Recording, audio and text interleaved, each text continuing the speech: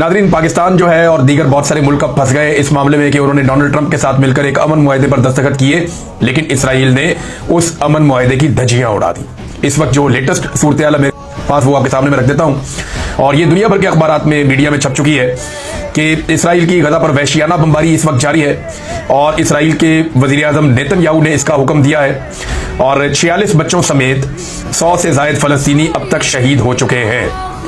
ये नाज़रीन खिलाफ वर्जी की गई है उस अमन मुआहदे की जिस पर पाकिस्तान ने भी दस्तखत किए, जिस पर दीगर मुसलमान ममालिक ने भी दस्तखत किए और जिसको ट्रंप अपनी बहुत बड़ी कामयाबी करार दे रहे थे। और जब ये दस्तखत हो रहे थे तो शहबाज शरीफ साहब ट्रंप के लिए तालियां पीट रहे थे और उनके लिए अमन के नोबेल इनाम का बार बार ऐलान कर रहे थे और ट्रंप को उन्होंने अपने माथे पे हाथ रखते हुए सैल्यूट भी किया शहबाज शरीफ ने, और बड़े गिरे हुए वजीर आजम वो नजर आए। पाकिस्तान की तारीख में कभी इस लो लेवल पे कोई वजीर आजम नहीं गिरा जिस तरह से शहबाज शरीफ साहब मशहूर हुए पूरी दुनिया में शू शाइन बॉय के तौर पे, और दुनिया ने उनको ये नाम दिया कि जूते पॉलिश करने वाला लड़का।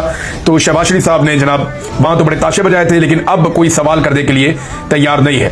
कम से कम 104 फलस्तीनी शहीद हो चुके हैं गजा की वजारत इत्तलात के मुताबिक, और ये देखें अब 250 से ज्यादा जख्मी है।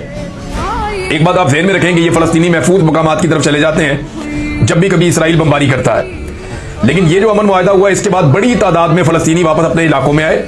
जब वो अपने घरों में पहुंच गए तो उसके बाद उन्होंने अपनी आबादकारी शुरू की और उस वक्त इसराइल ने दोबारा उनके ऊपर हमला किया। उन्होंने अपने सारे रकमाली छुड़वा लिए, उन्होंने अपने सारे कैदी ले लिए। मुझे अच्छी तरह याद है कि सहाफी मेहदी हसन, जिन्होंने ख्वाजा आसिफ का तबला बजा के रख दिया था, वो सहाफी मेहदी हसन ने ये बात की थी कि उन्हें इस बात का डर है कि जब भी इसराइल अपने कैदियों को वापस ले लेगा या जिस वक्त इसराइल अपने यरगमालियों को या जो लाशें हैं उनको वापस ले लेगा तो फिर वो दोबारा गजा के ऊपर अटैक करेगा और फलस्तीनियों की नस्ल कुशी करेगा, ये उन्होंने कहा था। और ये बात अब ऐसा लगता है कि साबित हो रही है। बड़े बड़े हुक्मरानों को वो बात समझ नहीं आई जो बात एक जर्नलिस्ट को समझ आ गई। देखिए एक चीज और है, ये अपना इन्होंने मफाद देखा वक्ती तौर पर, छोटा मोटा फायदा। डोनाल्ड ट्रंप को अमन के नोबेल इनाम के लिए नामजद करना पाकिस्तानी सियासतदानों की और एस्टेब्लिशमेंट की ये एक बहुत बड़ी गलती बनेगा। वजह क्या है, ये इनसे एक बहुत बड़ी, पंजाबी में कहते हैं, खच बच गई है।